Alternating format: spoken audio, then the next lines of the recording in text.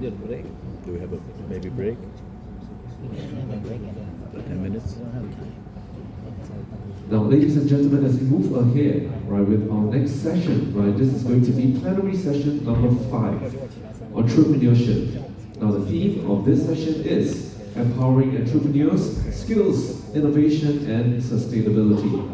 Now, moderated by Mr. Romel Garodias, Chairman of YEGAP. This session will feature insights on building resilience, fostering innovation, and the importance of digital skills for entrepreneurs. Now let's welcome Mr. Garodias and our panelists, please.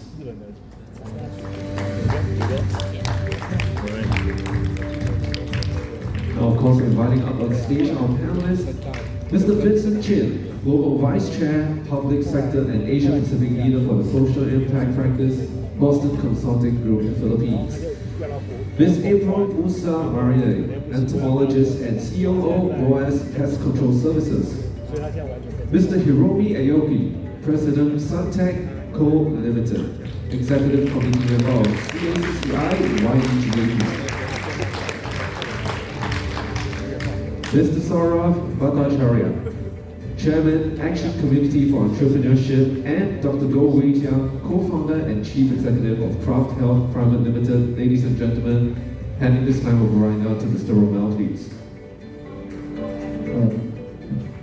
Good afternoon, everyone. So I think, are we the last panel, or are there other panels coming up? So I'm Romel Garodias from the Philippines, Mabuhay, and welcome all the Japanese guys there, konnichiwa, and of course, ni hao for our Chinese-speaking guys, and suda abarangha, and shuha doa. So I hope I didn't miss anyone, but for everyone else, good afternoon. Okay, and welcome to this session on empowering entrepreneurship, our entrepreneur skills, innovation, and sustainability. As chairman of the CACCI Young Entrepreneurs Group of Asia Pacific, I'm excited to explore how skills development, sustainable practices, and innovative approaches are shaping the future of entrepreneurship. Today, we're joined by a panel of distinguished leaders who will share their insights on these critical topics. Our panelists, I will introduce them again to you. Please wave your hand. Mr. Vincent Chin, Global Vice Chair for Public Sector and Asia Pacific Leader for the Social Impact Practice of Boston Consulting Group. Ms. April Musa Marinay, Entomologist and COO of BOA's Pest Control Services, and she's currently the Secretary General of the Pest Control Association of the Philippines. Mr. Hiromi Aoki, the President of Suntech Co. Limited, and also the incoming Chair of the Young Entrepreneurs Group of Asia Pacific. He will be taking my position in a few hours from now, maybe tomorrow. Mr. Saurav Bhattacharya, Chairman of Action Community of Entrepreneurship, and Mr. Goh Wei Jiang, Co-founder and Chief Executive of Craft Health Pte. Ltd. Good afternoon, everyone. So let's get the ball rolling because we do not have so much time. So I'll start asking questions, but for our panelists, before you answer your questions, kindly please introduce yourself, what you do, and where you're from, and then proceed to answering the questions for this first round. Okay, Dr. Goh Wei Jiang, with your extensive work in digital health solutions, what is the most impactful way that entrepreneurs can leverage digital skills to drive innovation, especially in healthcare? Well, thank you for the question, and thank you for inviting me here. My name is Wei Jiang, and I'm co-founder and CEO of Craft Health. So what we do at Craft Health essentially is to automate mass customization. So we provide 3D printing solutions for healthcare. In other words, we help to 3D print medicines and supplements at scale. So to your question, Yes. right? So I think one of the key things is to adopt what we call data-centric strategies. So over here at Craft Health, for example, the background of all the work involves a lot of different data data not just for the consumer, but in terms of the formulations, the printing process, the physical data. How do we deal with it? How do we make sense of it in today's world that can scale rapidly in a modular and agile fashion? I think that's something that's very, very important. So today, what we do is that we segregate our data into different what we call silos, and actively, we have some way to adjust, adapt, and also to modulate these data points very quickly. So we know, for example, a customer in Australia, a customer in Europe, they have different needs, there's our regulation, different requirements. How can we adapt our 3D printing processes quickly to their needs? So it's more of data. So you gather data and you analyze them and you adapt and adjust on the data that you have. Correct. It's very good. Thank you very much, Dr. Goey Chang. Let me go to Sir Vincent. Vincent, given your experience in public sector transformations, what advice would you offer entrepreneurs, especially the women entrepreneurs, on using digital tools to overcome barriers and create impactful solutions? Thank you. I'm Vincent Chin. I am the Vice Chair of the Public Sector Practice in Boston Consulting Group. And what we try to do in Boston Consulting Group is actually we need to forge a new socio-economic contract for society, for the future. I think the world is getting too divided. The rich-poor divide, the east-west divide, the north-south divide. I think it's really important that we all get together and reinvent ourselves and put the world on a greater footing. So that's what I do in the daytime. But in some other time, I'm here in conferences like this and sharing my perspective. I'll start off by saying that there is no better time for entrepreneurs nowadays. Because what makes an enterprise function, right? A good enterprise is an enterprise with good strategy, good operations, good organization, good marketing, good sales. So all these functional competencies that need to be gotten right. However, in the 21st century, and especially in the last few years, there are three forces that is forcing all enterprises, big or small, to need to master, otherwise they will lose relevance in the world. The first one is climate and sustainability. If you don't master that, very soon you have no license to even operate. Regulations is coming down. The second one is societal. And companies that don't respond to taking care of the community, taking care of women and children in the places that they operate, they will also soon lose social license. And that's why you see increasingly a lot of companies are jumping on the bandwagon. I think the previous panelists talked about company of good. They're jumping on the bandwagon where it is possible to do good and do well. And in fact, the market is rewarding companies who do that. So that's the second lever of competitive advantage they will master. The third lever of competitive advantage is digital and AI. And this is such a profound, for those of you who had to operate through COVID, I mean, the fact that you're all here means you all survived COVID. If you know that your business does not have a digital front door, you are dead. Because you can't reach customers. Most countries had lockdowns. So customers were not able to reach your stores.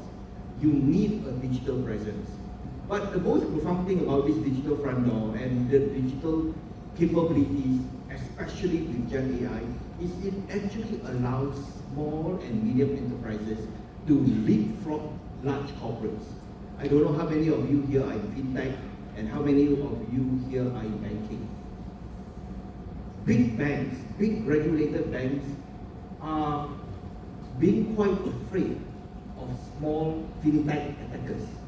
In fact, there was just a fintech festival in Singapore recently, right? Why are they afraid? For those of you, I guess some of you have wealth, and your wealth is being managed by a private banker. The private banker charges 1%. They take 1% fee. But a robo-advisor charges 0.01%. Think about it, the advice is not necessarily better with a human advisor than with a robo-advisor. It may be even better. may even be better because the algorithms and the analytics they run are of a large billion data set, right? So data point data set. So the point is, I think that enterprises today need to master 3 new functional competencies: that of climate, that of social, and that of digital. And digital is actually the great leapfrog play that enterprises would have, entrepreneurs would have over large companies. Thank you. Thank you. So it was like your advice on that you would offer is for the young entrepreneurs, for the women entrepreneurs, or just the entrepreneurs in general, is to make sure that they are able to do like comply and cope up with the changes in times for climate sustainability, societal responsibility, and digital and AI adaptability. So just to make them sustainable and of course to survive in the next era of business.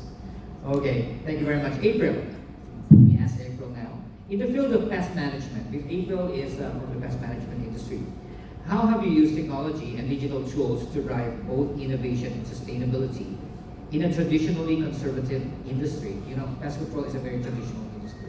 Yes, thank you. I'm going to introduce myself. I'm April Marinay of the Philippines. I am an entomologist. For those who doesn't know, entomology is the study of insects, and entomology is a core principle in pest management. That's why I'm here in this business. Now, I want to bring you to where I'm coming from. I was born in Camarines Norte, one of the poorest provinces in the Philippines.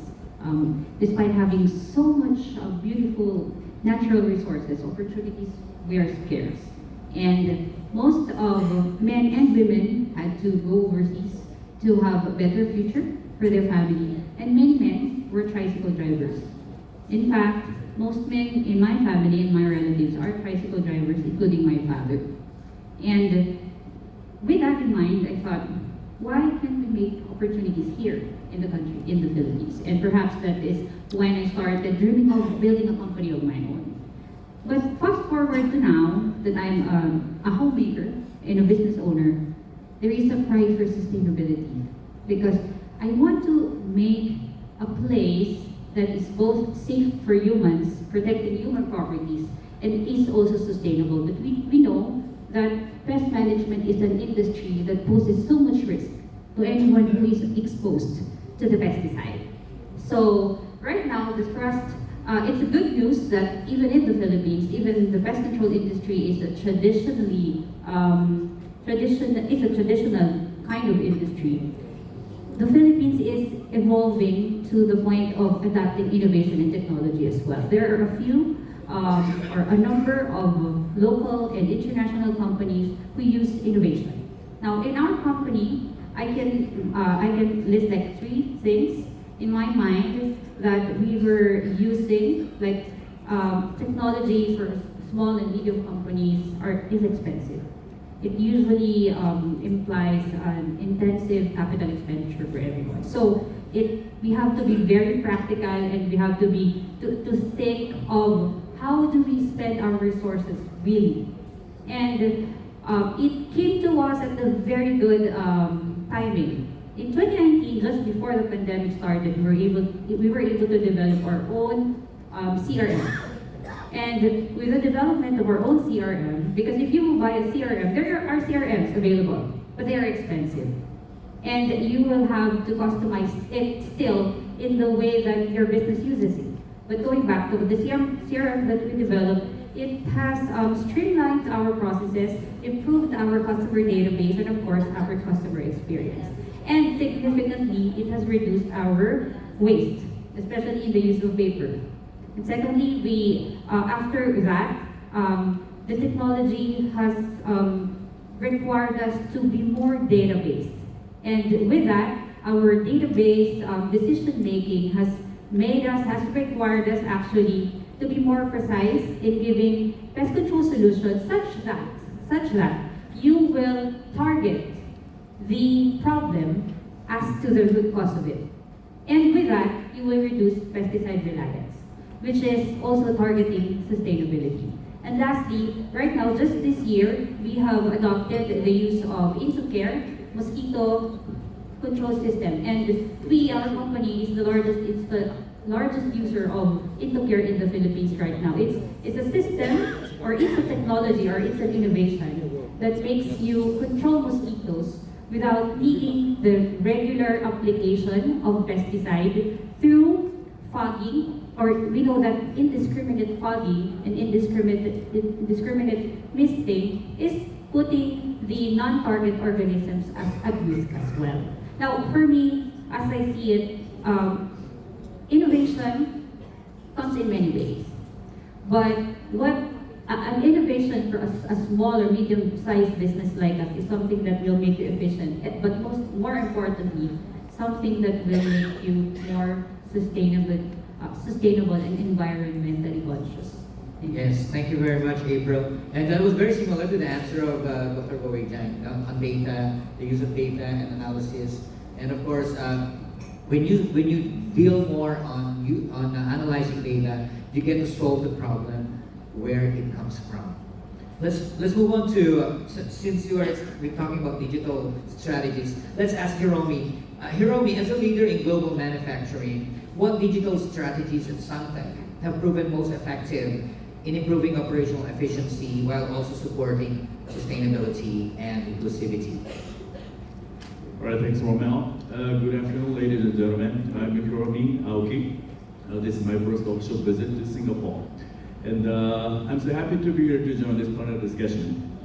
Actually, I'm head of international relations of Japan and YG, the Young Entrepreneurs Group, the biggest young entrepreneurs group of Japan, which has been operating under the umbrella of the Japan Chamber of Commerce Industry. And today I brought the about 40 Japan YG members. ありがとうね、今日来てくれて。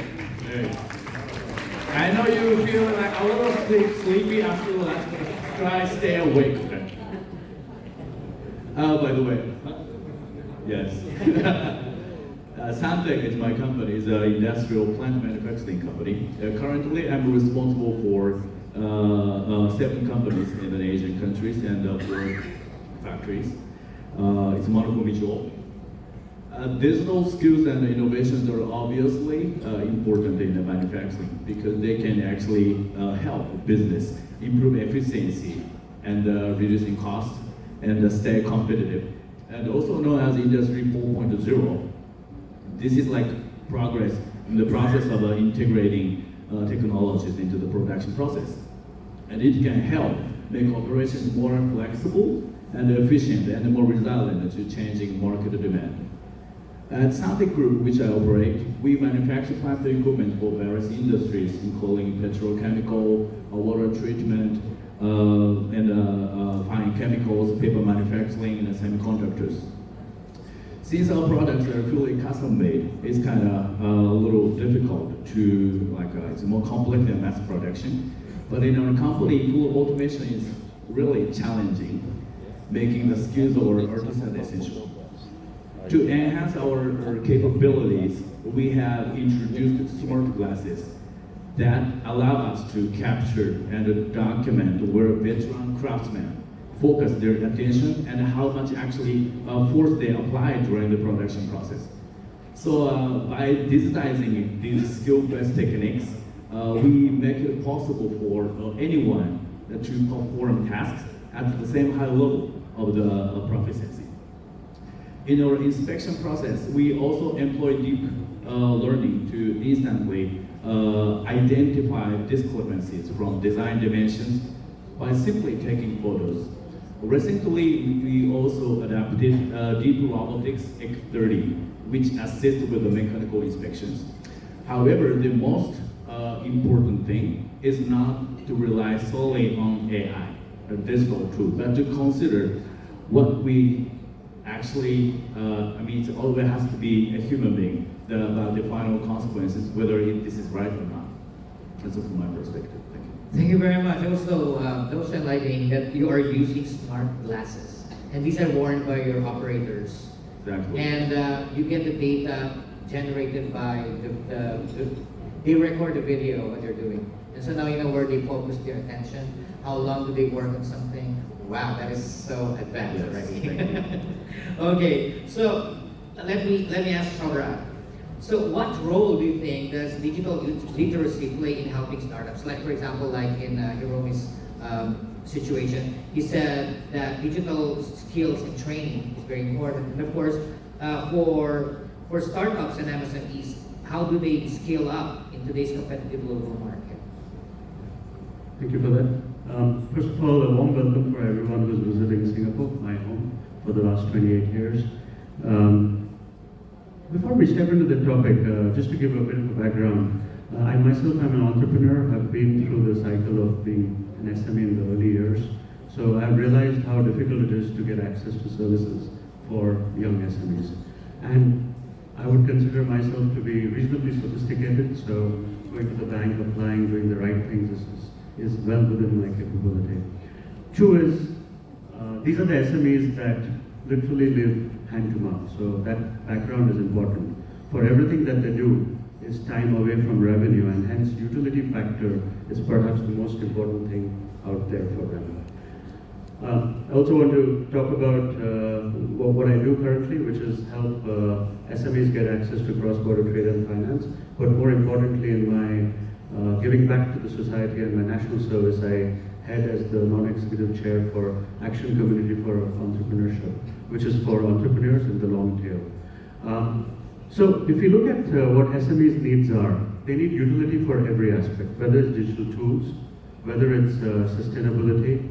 We know that today for large companies, there are auditors, there are report creators who can add in their aspects of sustainability. By the way, those are all voluntary reports today, without the correct kind of verifications or validations as well. However, for SMEs, such tools can be quite expensive. Even getting the correct kind of data out for Scope 3 is quite difficult for a young SME to do.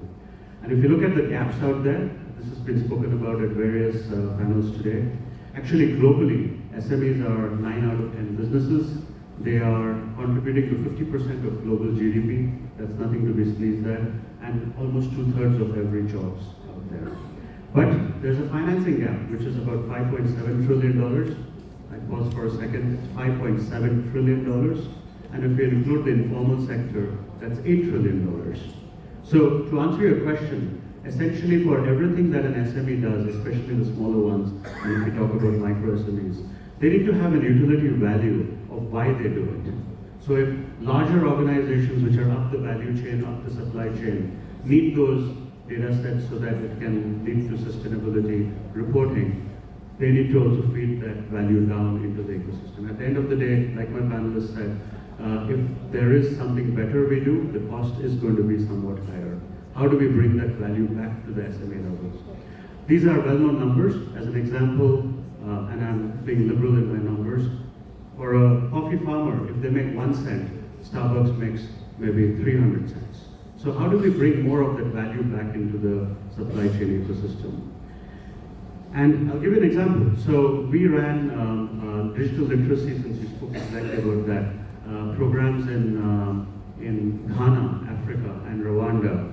And I'm talking about digital financial literacy so that banks and FIs can see more value or rather get some viewpoint on the discipline of the SME managing their financials well. And they only need to spend about 20 minutes doing it. We have to actually give monetary value so that they spend their time with us. So that's an important utility factor that we have to get out there. That's a starting point. I know you're looking at the time all the time. Yes. I'm sure I'll come back for a second round. Thank you very much, sir. And I really like the time utility factor on your discussion, because a lot of young entrepreneurs are doing so many petty things in their job, in their work as an entrepreneur, and they lose a lot of time, and they just end up not focusing on what matters most, and they have to go back into the utility value of their time. Yes, thank you very much for that, Cheryl. So let me make it a little bit faster. So we're only on our second round. On our second round, I'll be asking questions on sustainability to our panelists. I'll start with Hiromi. Hiromi, how has Suntech integrated sustainability into its global operations? And what measurable impact has this had on the company's success? Okay, when discussing corporate sustainability, I believe that the most important factor is not about cash flow. Of course, it is important. but it's about human resources. As you may know, the Japanese economy was recognized as a global economic power and ranked second in GDP after the war, but actually is now facing serious challenges actually. One of the biggest social challenges that we are confronting with is a shortage of labor, the low birth rate. So actually, the most Japanese small and medium-sized enterprises struggle with the recruitment as competition for talent is intense. So the technical intern training system is about to undergo changes, and the government is expected to implement a policy to attract more and more foreign workers actually. Meanwhile, our company operates factories in Rayong area in Thailand and the Shanghai area in China, and special economic zone in Myanmar, and which allows for seamless workforce mobility within the organization. Is enabling us to allocate personnel by project. For example, our Thai team is really good at about the sales and marketing, while the factory manager in Myanmar is highly skilled in production management. And from a procurement standpoint, Scientific China hold the greatest production and competitive advantage, of course. So we buy various materials from Taiwan, Korea, and Vietnam too. In Japan, with its wealth of experience and history, so our team basically coordinate all the teamwork. So each country and each team members contribute to unique strengths based on their location. So what's essential is how we identify these unique strengths and transform them into comprehensive capabilities. So I would say diversity itself is the true strength and the source of scientific success. Wow, thank you very much. So it's the diversification of your work, not only of the people in the workplace, but also the locations, and capitalize on their expertise are making your production and your operations more efficient. And because now let me go to Shara. Shara, from your perspective with MSMEs, as you said, you were doing a lot of training for them. What are the most effective ways for small and women-owned businesses to integrate sustainability without compromising on growth? You can't integrate sustainability without compromising on cost. Let's put it that way. Anything that you do has an extra cost in the equation. I would rather look at the view of what that value is upwards in the ecosystem. And here I would say it's the same for women entrepreneurs or non-women entrepreneurs. But definitely there is a lot of work going on out there that gives more incentives to women entrepreneurs as well. But more importantly, I think women would be happy when we talk about entrepreneurs in general, not just women entrepreneurs or non-women entrepreneurs. So let's focus on what will make that happen. That will be done through, again, incentivization of the behavior towards a sustainable outcome. And that's a really difficult challenge. If you look at how organizations get access to services, the larger organizations, and I'm talking about bigger SMEs, listed, public listed companies, they have easy access to services because everybody wants to serve them. But the smaller organizations, MSMEs and the small SMEs, they do not have always access to cross-border services, especially in the global viewpoint. So this is where validated and verifying the legal stature of a SME itself is very important. Two is all the data that is there about the sustainability aspect, about the green data aspects, all of that has to be verified and validated so that service providers can give them easy access to services as well. And that's the difficult part. That's what we have to work on in reality. And this is where if the incentives are there so that all this cost translates into higher revenue, that is where you could do it without even sacrificing growth, rather do the right things for the growth in revenue. I would put it that way. Thank you. So the data again. So data is very important now. And verified and validated yeah, data. It should be verified and validated data. And not only that, we should have access to it too, right? I would also add to that. I mean, there is greenwashing happening at the highest level of bond funding. If we rely on the SME level, which is the bottom of the pyramid, without having access to validated, verified data, can you imagine what that will lead to in terms of all the It will value? be chaotic, and we are solving wrong problems, and we're doing wrong solutions to some issues that can be solved easily, and the entrepreneurs will have a hard time making decisions. Okay, thank you, Saurabh. Vincent. So, with your background in large-scale public sector projects, what role sustainability plays in achieving lasting impact? And could you share an example of a project where it has been essential? Sure. You know, I have the privilege of sitting next to the moderator, and all the questions are also popping up here. So I can reach out the questions, and it's also related, so I'm going to try and answer both. Actually, sustainability is an expensive game, and even for corporates, some of them don't find the business case to do so. What about SMEs? That's even more difficult. So I'm going to say something somewhat thought-provocatively to the crowd here. Don't do it. Unless it makes a material difference to 5 sets of stakeholders. Yeah? Find the material reason for you to run sustainability in your operations. Number 1 set of stakeholders, regulators. If the regulators incentivize and reward sustainability, go for it. Number 2, investors. Depending on who your investors are, some of them care about it. If you are lucky enough to get BlackRock to invest in you, they care about it. Right? Number 3, your supply chain. So some of you are B2B SMEs and you are part of a larger supply chain of a Japanese sugar social or something like that. And they do care about it because Scope 3 requires their vendor ecosystem to be compliant with carbon emissions as well. So then it becomes material. Fourthly, to your customers. Of course, some customers will pay for it. Sharon, you brought up the example of Starbucks, and this is the impact example. Starbucks claim that they only sell fair trade coffee, meaning they have visibility into their coffee supply chain, that every bean and every leaf is sustainably sourced from a farm that does not practice child or slave labor. Now, you have to believe it, the database will show it, but that's why they charge 300 cents per cup, yeah. But there is therefore a business case that they've been able to make, right? But that they've been able to make customers pay for their sustainability business case, right? A normal coffee shop can't do that, you know.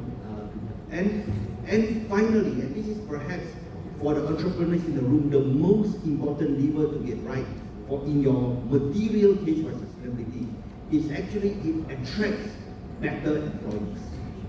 The Gen Z today are really motivated by purpose and by doing right in the world. I know my children are that. They would rather forgo a high salary but to join a company that operates with that purpose. And actually, the most important resource, okay, apart from funding, the entrepreneurs need is actually good people. For those of you running, so you know that.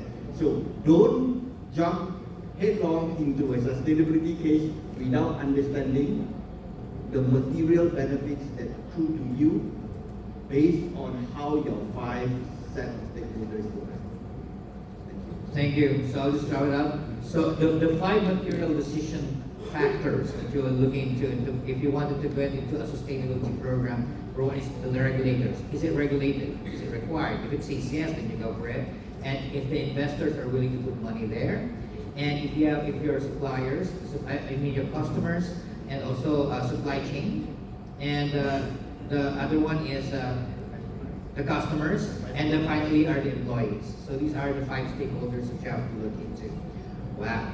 So let's move on to April. April, as a female leader in pest control, how has BOA's pest control embedded sustainability in its core values? Because as we were talking about sustainability, it's not just compliance. It's more of core values. It becomes your way of life. So, and what advice would you give other women entrepreneurs, or perhaps just all the entrepreneurs? Traditionally, of course, because pest control is a male-dominated industry, and she is someone that is representing a female in a male-dominated industry. So, how would you give advice to our female entrepreneurs? For our company, it's good thing I was beside Mr. Vincent. Vincent, I checked all the 5 materials. That's good. Now I can proceed with my sustainability campaign. So, at BOAS, we are at the forefront of campaigning for risk-based integrated pest management. Now, this is more labor-intensive, and this is expensive, actually, because I tend to educate more people from our employees to the customers, and you go back and forth. Because it is more comfortable to just apply pesticides. That's right. But it will fail. Because, first and foremost, we know this, some pests are not responding to the pesticide anymore. And since this is highly regulated as well, as you have mentioned, there are pesticides as well that are already prohibited. Banned. Banned. Yeah, and now the question is, what is your alternative? And we're back to just cleaning, just cultural practices, just not allowing the rodents to come in any building. Structural repairs. Yeah, I saw a video in TikTok that in some places, glue trapping of rodents is already prohibited because it's inhumane. Now the question is, how are your customers going to respond to that? Because there is no alternative, are we just going to welcome rodents with us? Now, with the advice on the entrepreneurs, or your question, how do I do this in a male-dominated industry? I just believe that it just happened that male came in first in this industry. And however, now, as I see it, it doesn't matter what your gender is. It's all about what your expertise is and how do you leverage your skill set such that if you master it, that people will be willing to pay for it. And with that, gender is immaterial. That's it. Thank you. Yeah, thank you very much, Gabriel. And of course, when it comes to gender equality, of course, we always talk about everybody has the right to put up an enterprise, and even if it's a male-dominated industry. Although tomorrow we will be awarding our outstanding women entrepreneurs, and they have dominated. These women have become excellent entrepreneurs. Our nominees in the male-dominated industries. A lot of them are very, very good. Okay, so thank you very much, Abel, on that. So now let's talk about environmental sustainability on the healthcare system. And Dr. Wei Jiang, how does craft health contribute to environmental sustainability through bio-nanotechnology? This is a new technology, right? And what challenges do you face in balancing innovation with sustainability? Yeah, good question. So actually what we do at Craft Health is that we 3D print medicine, 3D print supplements. And one of the key ideas that we had is how can we make it more sustainable? Because that's why you mentioned, like, for example, of Starbucks, if you have sustainability as an angle, and you can incorporate it well, it could be a premium, right? So you can actually serve the customers better, it could be a differentiating factor. So what we do is that we align ourselves to the UN sustainability goals, in particular 3, 9, and 12. So for example, for 3, good health, right? So very directly, we help patients do 2 things. Right. One is that we can combine different medicines, supplements, probiotics, active ingredients into just 1 or 2 pills. So we reduce the pill burden directly for the patient. Number 2, we also provide access to some of the what you call more neglected groups. So for example, even in Singapore, Singapore has a population of let's say 6 million people. Right. There are cases where the disease prevalence for certain conditions are not very high. So for that, some distributors, they may not bring in, they don't have the incentive to bring in large quantities of a particular medicine.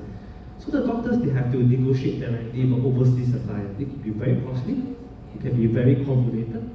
What we can do is that you have a 3D printer in a clinic, you order the active ingredient in, you can circumvent a majority of these processes.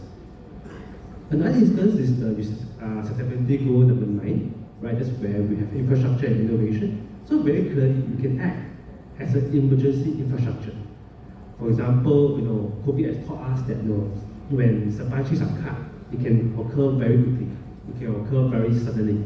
So suddenly the flow of materials, doesn't move as fast as we think it should.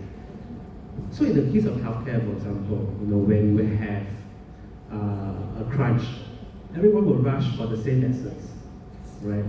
Our 3D printings, we use the active ingredients instead of the finished product. So instead of Panadol, we're going for paracetamol. So we actually tap on the separate supply chain.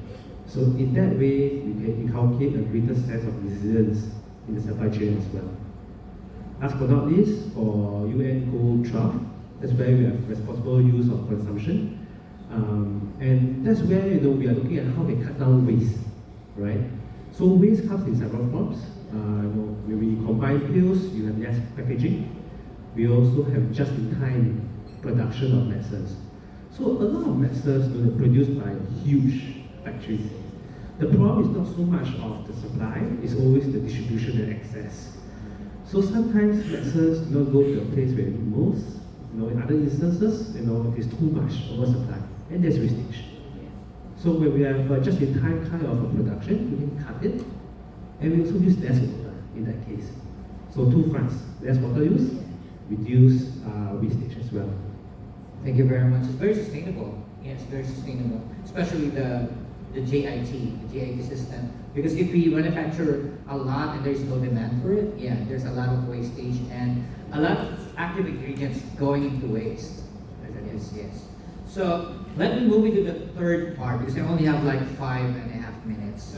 So the third segment is the empowering entrepreneurs for the future. Let me go start with you again, Dr. Regan. How can young entrepreneurs future-proof? Because you're doing a lot of nanotechnology, things like that. Their businesses in the rapidly evolving healthcare and biotech fields, and perhaps all the fields in general. Actually, we're answering some of the questions already, so I will not read the questions later. Okay, please. Yeah, so we started Craft Health 5 years ago. We are a startup. So I wouldn't consider myself an SME. In fact, it would be a micro, enterprise. So, instead of looking at the question from that particular perspective, maybe I can pose what qualities wouldn't change, what qualities would be timeless instead. So I really think that there's two key criteria for entrepreneurs. The first is to be adaptable.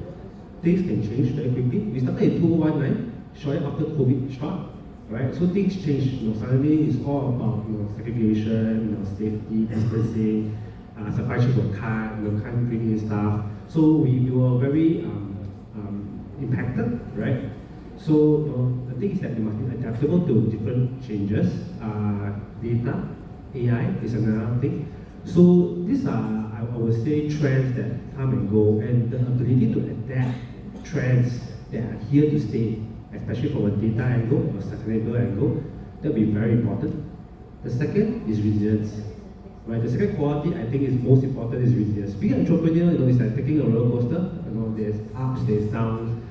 Today you get a phone call from an investor. He say, "Hey, I'm going to sign this term sheet. I agree to you." The next day, he pull out the term sheet. Right. So things can move very fast. Your emotions go up very fast and go down very fast.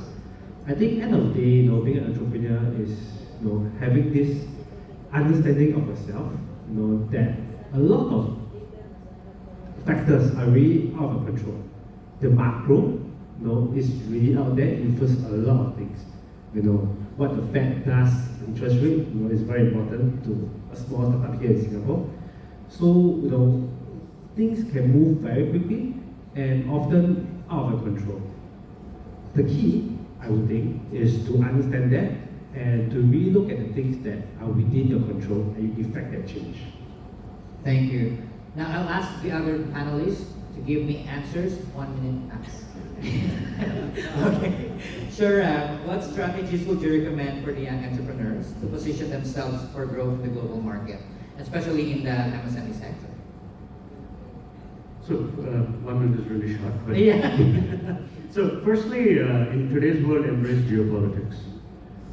At the end of the day, things will keep changing, and there's nothing you can do about it. In fact, there's nothing from the perspective of future-proof other than being adaptable and being resilient, as was said earlier. Two is, I was just looking at the questions earlier. If you want no mental health issues, please don't become an entrepreneur, obviously. There are some of the most crazy people around. But two is, from the perspective of risk, actually entrepreneurs are amongst the most risk-calculated people. It just looks like they are risky, but they calculate and then they take the risks. And from that perspective, there's a lot that the ecosystem can do. At ACE, we have one event every 2 working days. I repeat that, one event every 2 working days. And a part of that also covers mental health and such workshops. 2 is, at the end of the day, a lot of things will change, and purpose is the only thing that will keep you on your path. If you are not sure about your mission and purpose, please do not go down the path of creating your own company, very simply put. Thank you, that was very enlightening. April, as a woman entrepreneur in this traditional field that you are in, what strategies would you suggest to young women entrepreneurs who are looking to stay relevant and innovative in today's market? Okay, thank you. Number 1 is don't try to find your passion and build your life around it. I would say I would like to go back to that advice that I have given earlier, that you should find a skill that is relevant and be really good at it, and be an expert and master at it, and that so people are willing to pay. Number 2 is that you shouldn't try to decipher things on your own. Find a mentor instead. I found a mentor with people and with books. And thirdly is to don't start with mission. Because as you find your mastery, if you find an expertise, you'll find purpose with it. As I see it, I found it here in the unique business of pest management. As an entomologist, I applied my expertise or knowledge in insects. I applied it in pest management just to achieve a more sustainable and health conscious and safe facilities for people. Thank you. Thank you, April. Let me move to Vincent. Vincent, what are the essential skills that young entrepreneurs, or perhaps women entrepreneurs and all the entrepreneurs, should develop to successfully navigate both local and international markets? So I will repeat everything. I agree with everything you said. Actually, right? Path to value. Don't forget that you need to show path to value. Number 2, a unique value proposition for your product. Most products are not unique, but you need to at least communicate uniqueness in your value proposition. So I'll add those 2. Thank you. And finally, for Hiromi, what core values do you believe are essential for young entrepreneurs, especially women and the young, to build sustainable, ethical, and long-lasting businesses? In short, the power of the woman is immense. Men cannot just compete that. Like my wife, she's my boss, and she's got like a minister of finance, you know that. But I feel that in many parts of Asia, the social status of women remains a little bit low. But the woman possesses a grace and meticulousness and depth of love that may also reflect their nurturing nature of mothers.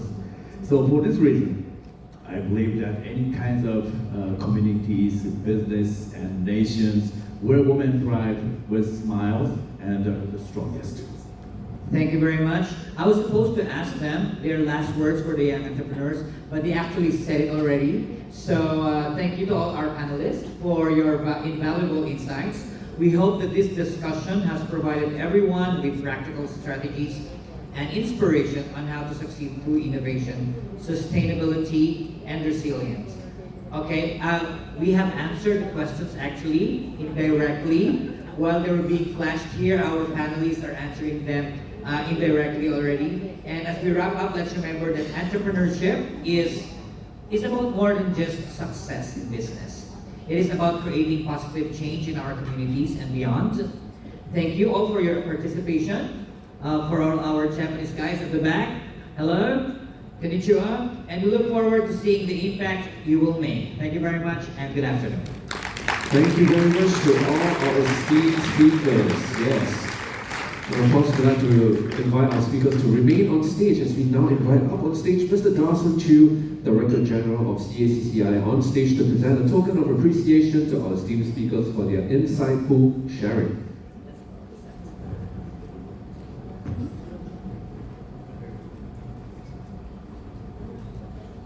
Right, let's welcome Mr. Darson on stage, please, to present a token of appreciation to our first recipient and our moderator for this session. Right, Mr. Romel, please.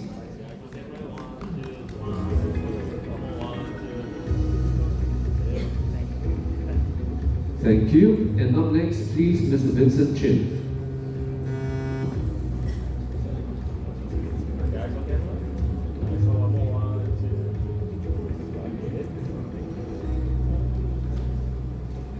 Thank you. Up next, Miss April Musa Marina.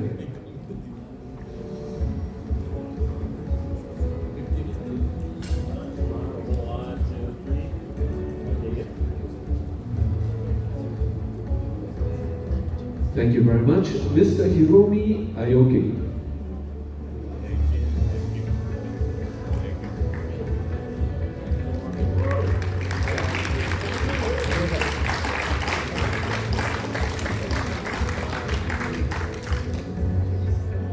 Wonderful. Now up next, Mr. Saurabh Bhattacharya.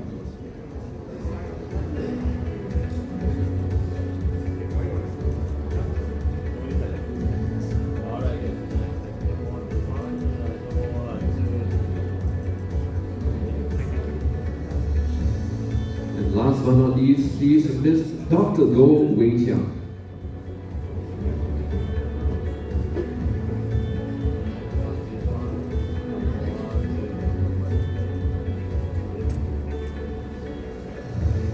Thank you, and now can we invite all of our speakers to the center of the stage for a group photo, please.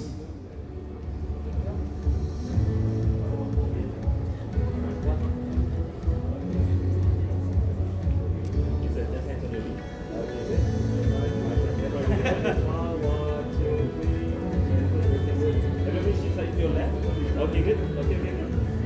More eyes on camera. 1, 2, smile. 1, 2, 3. All right, yes. Thank you very much. Now, ladies and gentlemen, we are now going for a short coffee break. Right, and when we come back at about 4:45 will be our final plenary session for today. Right, so please be back here by 4:45 for our final plenary session for today. A new initiative for sustainability, APAC Green Alliance. We'll see you at 4:45.